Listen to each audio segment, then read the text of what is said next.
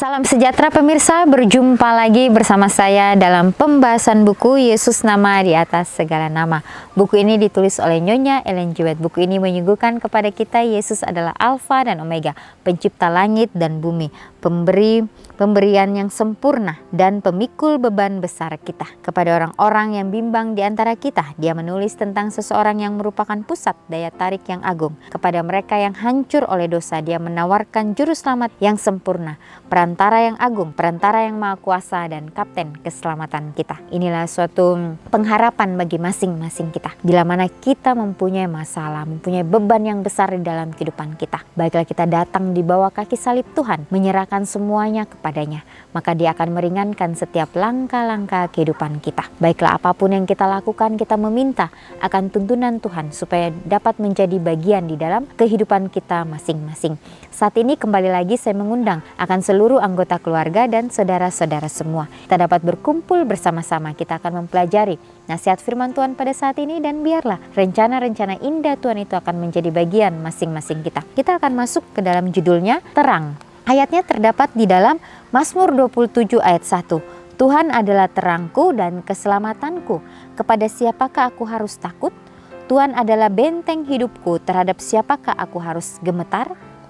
Mereka yang menghormati Tuhan dan mematuhi perintah-perintahnya adalah sasaran dari tuduhan-tuduhan setan. Musuh bekerja dengan seluruh tenaganya untuk membawa orang ke dalam dosa. Kemudian dia membuat alasan dengan dasar dosa-dosa masa lalu mereka. Dia harus diizinkan untuk melakukan kekejamannya yang jahat pada mereka sebagai rakyatnya sendiri. Zakaria telah menulis tentang pekerjaan ini. Kemudian ia memperlihatkan kepadaku imam besar Yosua, perwakilan mereka yang menaati perintah-perintah Tuhan, berdiri di hadapan malaikat Tuhan, sedang iblis berdiri di sebelah kanannya untuk mendakwa dia. Di dalam Zakaria 3 ayat 1. Jadi mereka yang menghormati Tuhan dan memenuhi perintah-perintahnya adalah sasaran dari tuduhan-tuduhan setan. Jadi setan tidak senang melihat kita, umat manusia ini, berada di suatu lingkungan kebenaran firman Tuhan, yang selalu mempelajari firman Tuhan supaya kita dapat selalu dekat kepada Tuhan kita, dan kita dapat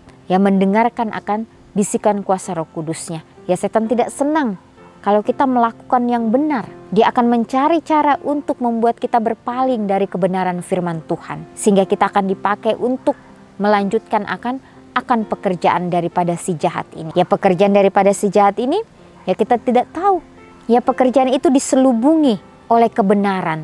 Tanpa kita sadari, hal itu membawa kita ke dalam hal yang tidak baik. Jadi setan membuat segala sesuatunya ini begitu sempurna, sehingga dia dapat mengelabui kita sebagai manusia. Kalau kita tidak benar sungguh-sungguh datang kepada Tuhan, meminta tuntunan Tuhan, maka kita akan ditipu olehnya. Maka kita akan binasa pada akhirnya. Di sini juga dikatakan musuh bekerja dengan seluruh tenaganya untuk membawa orang ke dalam dosa. Jadi musuh ini, si jahat ini, dia bekerja dengan sekuat tenaganya untuk mempengaruhi kita, supaya kita dapat menjalani akan pekerjaannya itu. Kemudian dia membuat alasan dengan dasar dosa-dosa masa lalu mereka. Dia harus diizinkan untuk melakukan kekejamannya yang jahat pada mereka sebagai rakyatnya sendiri. Jadi segala sesuatunya dia membuat atau dia membungkus semuanya itu dengan begitu indah. Tetapi di dalamnya tidak seindah apa yang kita pikirkan. Dia menjerat kita dengan berbagai-bagai hal duniawi, memberikan kekayaan kepada kita, memberikan kita kenyamanan dan lain sebagainya. Tetapi itu mempunyai sifatnya hanya sementara. Itu akan binasa pada akhirnya. Jangan sampai kita sebagai umat-umat Tuhan kita tertipu dengan hal-hal seperti itu. Karena kita ini adalah anak-anak Tuhan, pembawa terang itu. Baiklah kita dapat mempertahankan akan prinsip kebenaran kita. Kita sudah mempelajari firman Tuhan itu. Baiklah kita boleh teguh, mempunyai fondasi yang kuat yang tidak dapat diombang-ambingkan oleh berbagai-bagai pengaruh. Sekalipun itu si jahat. Karena hanya di dalam Tuhan saja, hanya di dalam Dia saja, maka si jahat itu akan dikalahkan. Kristus adalah imam besar kita. Setan berdiri di hadapannya siang dan malam sebagai penuduh saudara-saudara. Dengan kuasanya yang luar biasa ia menampilkan setiap ciri tabiat yang tidak dapat diterima sebagai alasan yang cukup untuk menarik kembali kuasa perlindungan Kristus, sehingga membiarkan setan mematahkan semangat dan membinasakan mereka yang telah Ia buat berdosa. Tetapi Kristus telah mengadakan pendamaian bagi setiap orang berdosa. Dapatkah kita dengan iman mendengar pengacara kita berkata, Tuhan kiranya menghardik engkau, hai iblis. Tuhan yang memilih Yerusalem kiranya menghardik engkau. Bukankah dia ini patung yang telah ditarik dari api? Ya, jadi dikatakan Kristus adalah imam besar kita. Ya, setan berdiri di hadapannya siang dan malam sebagai penuduh saudara-saudara. Ya, dengan kuasanya yang luar biasa ia menampilkan setiap ciri tabiat yang tidak dapat diterima sebagai alasan yang cukup untuk menarik kembali kuasa perlindungan Kristus. Ya, jadi bukan dengan kekuatan kita melawan si jahat itu, tetapi dengan mengandalkan Tuhan saja. Maka si jahat itu akan lari, maka si jahat itu tidak akan pernah datang untuk menggoda kita lagi. Karena kita selalu terus mengandalkan akan Tuhan kita yang ada di surga. Tetapi Kristus telah mengadakan pendamaian bagi setiap orang berdosa. Ya, jadi kita harus bersuka cita. Ya, karena Kristus telah mengadakan pendamaian bagi kita, orang-orang berdosa. Ya, dapatkah kita dengan iman mendengar pengacara kita berkata, Tuhan kiranya menghardik engkau, hai iblis. Tuhan yang memilih Yerusalem kiranya menghardik engkau. Bukankah dia ini patung yang telah ditarik dari api? Ya, jadi hanya datang kepada Tuhan sajalah, maka dia akan melenyapkan akan kuasa kegelapan itu dari kehidupan kita masing-masing. Jadi dalam kehidupan kita, baiklah kita terus percaya hanya kepada Tuhan yang ada di surga. Ya, jangan sampai kita ditipu oleh setiap daya daripada si jahat ini yang selalu menggoda kita, yang selalu datang menghampiri kita untuk berbuat hal-hal yang tidak sesuai dengan kehendak Tuhan. Walaupun kita melihat bahwa dengan mata kita sendiri bahwa itu adalah hal yang benar, tetapi di mata Tuhan itu adalah hal yang salah. Oleh sebab itu baiklah kita meminta akan tuntunan Tuhan di dalam kehidupan kita masing-masing. Adapun Yosua mengenakan pakaian yang kotor. Demikianlah orang-orang berdosa muncul di hadapan musuh yang dengan kuasanya yang licik dan menipu telah menjauhkan mereka dari kesetiaan kepada Tuhan. Dengan pakaian dosa dan rasa malu, musuh mendadani mereka yang telah dikalahkan oleh pencobaannya. Dan kemudian dia menyatakan bahwa tidaklah adil bagi Kristus untuk menjadi terang mereka, pembela mereka. Tetapi orang-orang fana yang malang dan bertobat, dengarkan kata-kata Yesus dan percayalah. Ketika engkau mendengar yang memberikan perintah kepada orang-orang yang melayaninya, tanggalkanlah pakaian yang kotor itu daripadanya. Aku akan menghapus kesalahan-kesalahannya. Aku akan menutup dosa-dosanya. Aku akan memperhitungkan kepadanya kebenaranku. Dan kepada Yosua ia berkata, lihat, dengan ini aku telah menjauhkan kesalahanmu daripadamu. Aku akan mengenakan kepadamu pakaian pesta. Amin. Ya, jadi begitu luar biasa nasihat firman Tuhan pada saat ini. Mungkin pada saat ini kita mengenakan jubah yang penuh dengan kenajisan.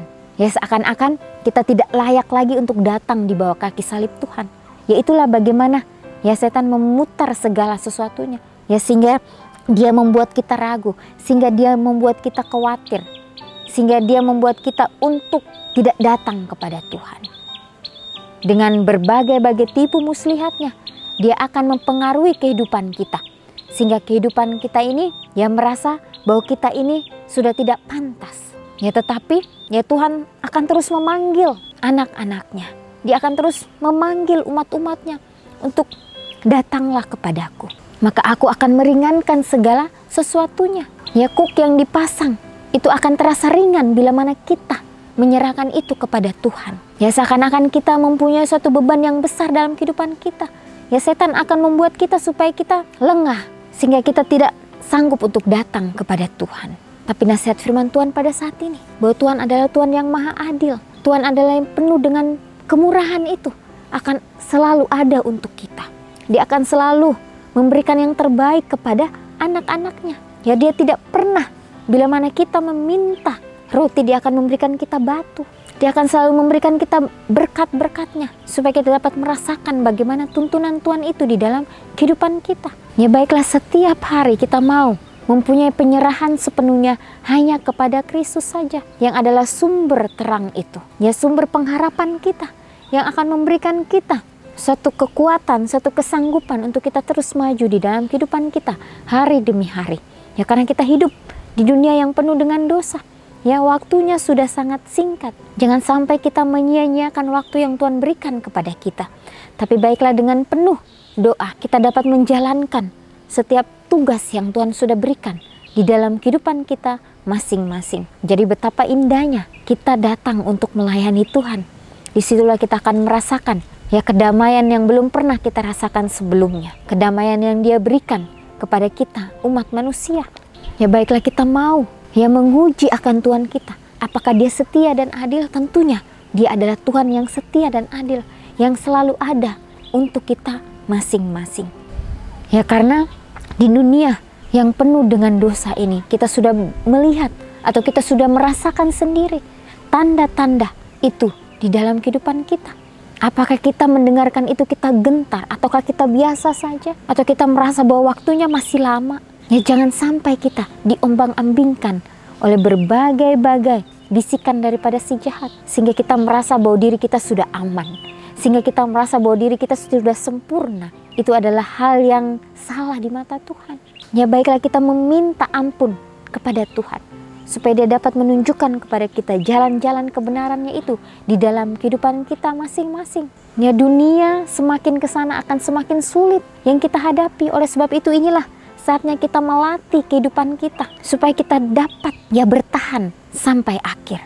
Ya, karena Kristus datang ke dunia ini, Dia bukan mencari orang yang sehat, Dia mencari orang yang sakit, yang perlu diberikan obat. Oleh sebab itu baiklah kita terus merasakan ketidaklayakan itu dalam kehidupan kita. Karena dosa-dosa yang kita sudah lakukan, kita tidak layak sebenarnya. Oleh sebab itu baiklah apapun yang kita lakukan, kita terus meminta akan tuntunan daripada Tuhan saja. Karena Tuhan adalah terang kita, Dia adalah keselamatan kita. Ya, kepada siapakah kita harus takut? Tuhan adalah benteng hidup kita. Terhadap siapakah kita harus gemetar? Ya, kalau kita benar-benar berada di kebenaran firman Tuhan, ya maka kita tidak perlu takut, kita tidak perlu gemetar. Ya, karena kita tahu bahwa Tuhan kita akan selalu ada untuk kita. Ya, tadi di sini sempat ya dikatakan mengenai Yosua, ya bagaimana Yosua ya mengenakan pakaian yang kotor. Demikianlah orang-orang berdosa muncul di hadapan musuh yang dengan kuasanya yang licik dan menipu telah menjauhkan mereka dari kesetiaan kepada Tuhan. Ya, dengan pakaian dosa dan rasa malu musuh mendandani mereka yang telah dikalahkan oleh pencobaan.